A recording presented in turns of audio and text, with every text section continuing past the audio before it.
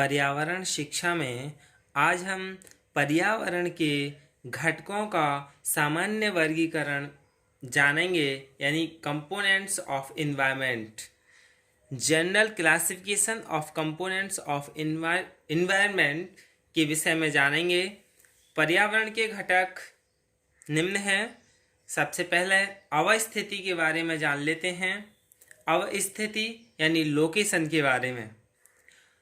Location एक ऐसा महत्वपूर्ण कारक है जिसका पर्यावरण के अंग के रूप में भौगोलिक विवेचन किया जाता है, यानी जो ज्योग्राफिकल डिस्कशन किया जाता है।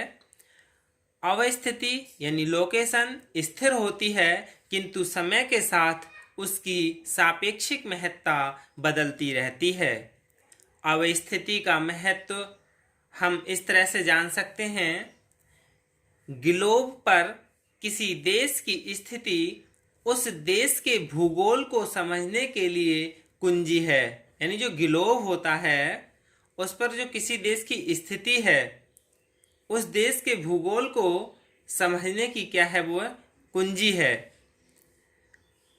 The position of a country on the globe is the key to understanding the geography of that country, यानी हुए हटिंगटन ने बताया था।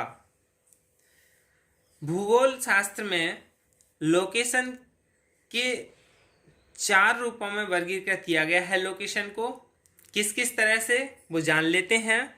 सबसे पहला है ज्यामितीय अवस्थिति, यानी जियोमेट्रिक लोकेशन। जियोमेट्रिक लोकेशन वैसे समझ सकते हैं, ज्यामितीय अवस्थिति किसी भौगोलिक प्रदेश की अक्षांश व देशांतरीय स्थिति होती है। अक्षांश यानी लैटिट्यूड और देशांतरीय लैंगिट्यूशनल पोजीशन, यानी इन दो पर स्थित होती है। जैसे हम समझ सकते हैं उदाहरण रूप में, भारत के राजस्थान राज्य की भू संदर्भ स्थिति 23 डिग्री 30 मिनट से 30 डिग्री 12 मिनट उत्तरीय अक्षांश व 69 डिग्री 32 मिनट से 78 डिग्री 17 मिनट पूर्वी देशांतर के मध्य है। ये क्या है? भू संदर्भ स्थिति है। और भारत की समझ लें, भारत की क्या है? 8 डिग्री 4 मिनट से 37 डिग्री 6 उत्तरीय अक्षांश तथा 68 डिग्री से 97 डिग्री 25 मिनट पूर्वी देशांतर के मध्य है। उपस्थिति कारक का प्रत्यक्ष प्रभाव मृदा, कृषि और वनस्पति संसाधन पर दिखलाई देता है। दूसरा है सामुद्रिक स्थिति, यानी मेनायर लोकेशन। सामुद्रिक स्थिति में क्या है? यानी समुद्र से घिरे हुए तथा समुद्र से सहारे स्थित भौगोलिक प्रदेशों में सामुद्रिक स्थिति का प्रभाव पड़ता है। जबकि महाद्वीपीय स्थिति में प्रदेश विशेष का समुद्र से कोई संबंध नहीं होता। जैसे द्वीपीय स्थिति यानी इंसुलर लोकेशन, तटीय स्थिति यानी कोस्टल लोकेशन। तीसरा है महाद्वीपीय स्थिति यानी कंटिशनल लोकेशन। महाद्वीपीय स्थिति में क्या है? सामुद्रिक प्रभाव से दूर स्थलीय यानी समुद्र से जो दूर स्थलीय मैदान हैं, उन देशों की स्थिति महाद्वीपीय होती है। यह सामुद्रिक वातावरण की दशाएं न होकर कठोर भौगोलिक वातावरण होता है, जिसे किसी भी प्रदेश के विकास के लिए प्रतिकूल कहा जा सकता है। Nepal, Bhutan, Bolivia, niger, Zambia, Afghanistan, ये सभी क्या हैं? महाद्वीपीय स्थिति वाले देश हैं, क्योंकि ये समुद्री स्थिति से प्रभाव से काफ़ी दूर हैं। और इस स्थिति में यानी जो महाद्वीपीय हैं, विदेशी व्यापार को भी गति नहीं मिलती है, क्योंकि समुद्र क्या है? व्यापार करने का एक बहुत अच्छा सरल और साधन का मार्ग है। फिर है व्यापारिक मार्गों की स्थिति।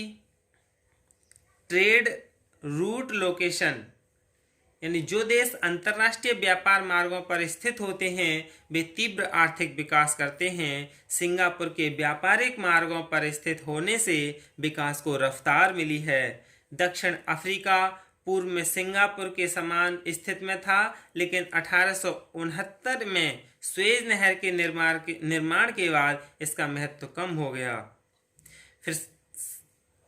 फिर है उच्चावचन। दूसरा क्या था? उच्चावचन यानी रिलीफ। उच्चावचन कहते हैं भू आकार यानी पृथ्वी का आकार। भू आकार पर्यावरण का एक बहुत उपयोगी घटक है। जैसा कि आप समझ सकते हैं, संपूर्ण पृथ्वी का धरातल या उच्चावच विविधता से युक्त है। उच्चावच यानी रिलीफ। यह विविधता महाद्वीपीय स्तर से लेकर स्थानीय स्तर तक देखी जा सकती है। ये भी कई प्रकार का होता है उच्चावच, यानी उच्चावच का प्रभाव। उच्चावच का प्रभाव पर्यावरण के अन्य कारकों जैसे जलवायु, प्राकृतिक वनस्पति, मृदा पर प्रत्यक्ष रूप से होता है, जो कि सामूहिक रूप से मानव के सांस्कृतिक तथा आर्थिक स्वरूप को प्रभावित करते हैं। यही कारण है कि मैदानी प्रदेश सदैव से सभ्यता के पोषक रहे हैं। अगर यहाँ अन्य कारक उपयुक्त है तो दूसरी तरफ पर्वतीय क्षेत्र असमतल तथा अनियमित धरातल के कारण मानव बसाव एवं अन्य आर्थिक क्रिया में बाधक रहे हैं। दूसरा, पर्वतीय क्षेत्रों का प्रभाव। पर्वतीय क्षेत्रों का प्रभाव यानी इन्फ्लुएंस ऑफ माउंटेनस रीजन्स। उच्चावच में पर्वतीय क्षेत्रों का पर्यावरण का बहुत असर पड़ता है। पर्वतीय श्रेणियों की ऊंचाइयां, ढाल, विस्तार तथा दिशा का जलवायु एवं प्राकृतिक वनस्पति पर प्रत्यक्ष प्रभाव होता है। जैसे जैसे ऊंचाई में वृद्धि होती चली जाती है, तापमान में कमी होती जाती है। तापमान में कमी से जलवायु में परिवर्तन होता रहता है और जलवायु में परिवर्तन से प्राकृतिक वनस्पति में परिवर्तन हो जाता है। तीसरा है पर्वत श्रेणियों का वर्षा पर प्रभाव। पर्वत श्रेणियों का वर्षा पर प्रभाव, effect of mountain ranges regions और रेनफॉल। पर्वत श्रेणियों का वर्षा पर सीधा प्रभाव होता है। यह उनके विस्तार की दिशा और वायु प्रवाह के मार्ग पर निर्भर करता है। अगर पर्वतों का विस्तार वायु मार्ग में अवरोधक है तो उसके कारण वायु ऊपर होती है, उसका तापमान कम होगा और आर्द्रता धारण करने की क्षमता कम होने से वर्षा होगी। यह वर्षा पर्वत श्रेणी के वायु अभिमुख ढाल पर ही होती है। फिर है पर्वतीय ढाल की प्रकृति, यानी नेचर ऑफ माउंटेन स्लोप्स, यानी उसकी पर्वतीय ढाल की प्रकृति। पर्वतीय ढाल की प्रकृति की तीव्र, मध्यम, मंद सूर्य ताप की मात्रा, जल प्रवाह की गति, मृदा अपरदन एवं वनस्पति पर प्रभाव होता है।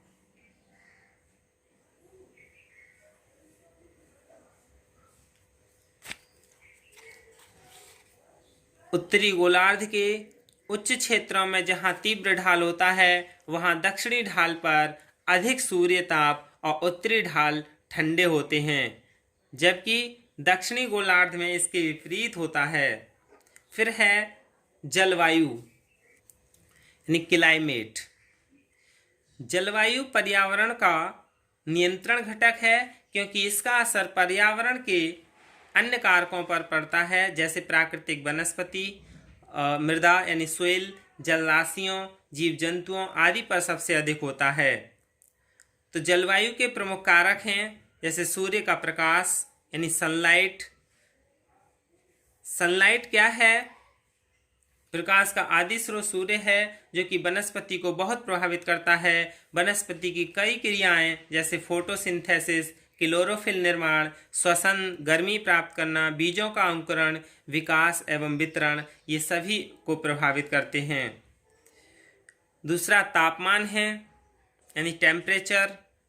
टेम्परेचर का सीधा प्रभाव वायुमंडल के अलावा वनस्पति, पशुओं और मनुष्य पर होता है। तापमान जीवन के लिए आवश्यक है, चाहे धरातल पर वनस्पति, पशु पक्षी या अन्य जीवाणु हों या समुद्री जीव जंतु हों। फिर है वर्षा यानी रेन। जलवायु का अन्य प्रमुख घटक वर्षा है। यह मानव, वनस्पति या जीव जंतु सभी के जीवन का स्रोत है। पृथ्वी के विशाल क्षेत्र पर जल का विस्तार है, जिससे निरंतर वाष्पीकरण के माध्यम से जलवाष्प वायुमंडल में प्रवेश करती है। फिर है आर्द्रता यानी ह्यूमिडिटी। जलवायु का ये भी एक घटक है आर्द्रता यानी ह्यूमिडिटी। तापमान के अनुरूप वायु में आर्द्रता धारण करने की शक्ति होती है तथा यही नमी तापमान के गिरने पर वर्षा, कोहरा, धुंध व हिम आदि के रूप में प्रकट होती है। हवाओं का सीधा संबंध वायुदाब एवं तापमान से होता है। हवाएं उच्च वायुदाब से निम्न वायुदाब की तरफ चलती हैं। विश्व में वर्ष पर्यंत चलने वाली व्यापारिक, पछुआ, ध्रुवीय हवाएं एवं चक्रवात भी चलते हैं। फिर है प्राकृतिक वनस्पति यानी नेचुरल वेजिटेशन। नेचुरल वेजिटेशन के अंतर्गत सघन वनों से लेकर कटीली झाड़ियाँ, घास, छोटे पौधे जो कि प्राकृतिक परिस्थितियों से पल्लवित हों, सम्मिलित किए जाते हैं। ये भी फिर है अगला मृदा यानी सोइल। मृदा क्या है? धरातल की ऊपरी उथली परत का सामान्य नाम है, जिसका निर्माण चट्टानों के लगातार अपक्षय एवं अपर्दन तथा कार्बनिक पदार्थों के मिश्रण के फलस्वरूप होता है। अतः मृदा विभिन्न प्रकार के रासायनिक तत्वों का समावेश होता है, जिसमें कई प्रकार की वनस्पतियों और उपजों को पोषकता प्रदान करती है। फिर है जलराशियाँ यानी प्राकृतिक जलराशियों में महासागर, सागर, झीलें, नदियाँ एवं प्राकृतिक जलाशय शामिल किए जाते हैं। महासागर संपूर्ण विश्व के जीव जगत या जीव मंडल अथवा विश्व पारिस्थितिकीय तंत्र को नियंत्रित करते हैं। फिर है जैविक कारक यानी बायोटिक फैक्टर। बायोटिक फैक्टर विभिन्न जीव जंतु और पशु मनुष्य के आर्थिक कार्यों को प्रभावित करते हैं। जंतुओं में गतिशीलता की दृष्टि से वनस्पति से ज़्यादा श्रेष्ठता होती है, और जैसे समझ सकते हैं थार एवं अरब के मरुस्थलीय भागों में पाए जाने वाले ऊँटों में भी भिन्नता पाई जाती है। जंतुओं के सामान्य वर्ग पर्यावरणीय लक्षणों के अनुसार ही विकसित होते हैं। जैसे घास के मैदानों में चरने वाले पशु रहते हैं, जबकि वनों में मुख्य रूप से पेड़ पौधों की टहनियाँ खाने वाले पशु रहते हैं। पृथ्वी पर जीव जंतुओं का वितरण वनस्पति की उपलब्धता के अनुसार ही होता है, जिसको जलवायु, मृदा, उच्चावच आदि तत्व नियंत्रित करते हैं। यही क्या है पर्यावरण के घटक हैं। धन्यवाद।